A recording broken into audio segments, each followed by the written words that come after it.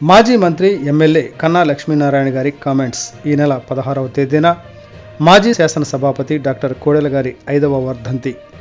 సత్తెనపల్లి విగ్రహ ఏర్పాటుకు శంకుస్థాపన చేయనున్నాం.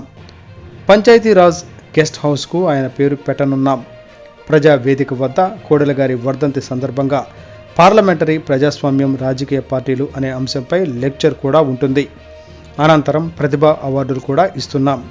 అధికారం పోయిన తరువాత జగన్కు మతి భ్రమించింది. పైనుండి వరద వచ్చి పడింది. రాష్ట్రంలో ఇరిగేషన్కు సంబంధించిన జగన్ పట్టించుకున్న పాపాన పోలేదు. కాలువలలో ఒక తట్ట మట్టి కూడా వేయలేదు.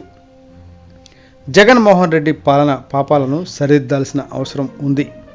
కూటమి ప్రభుత్వం వరద బాధితులకు ఇంటింటికి నిత్యావసర వస్తువులు అందించారు.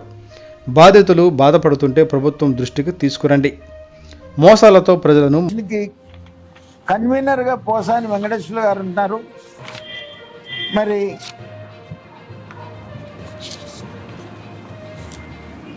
సెక్రటరీగా బాపయ్య చౌదరి గారు,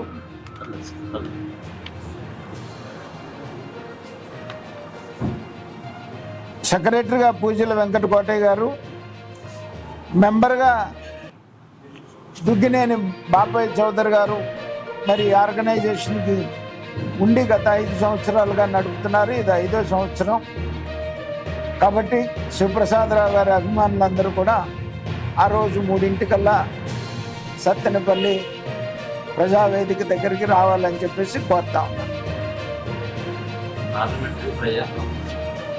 పార్లమెంటరీ ప్రజాస్వామ్యం రాజకీయ పార్టీ